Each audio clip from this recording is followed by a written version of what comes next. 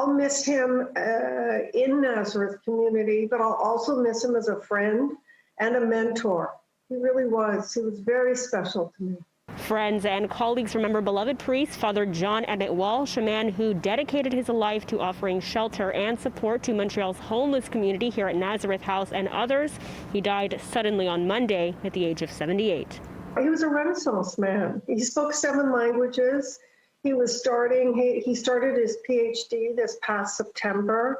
He sat on the board, different boards of the Jewish Public Library for a long time. He was really connected with many parts of the city and many different kinds of people.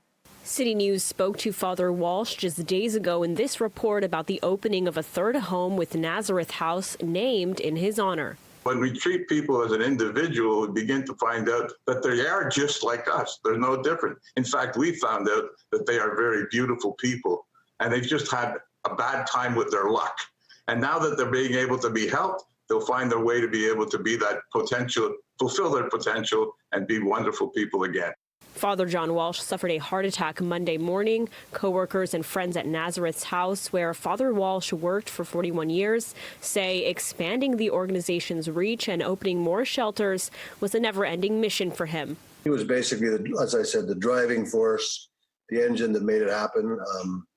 He would go out and find the property, and we'd have to, his board work to make it work. So it was a very good relationship. Hundreds took to social media offering condolences. One Facebook user says he was a man of great compassion and was gifted with many talents. His loss leaves a void in the community.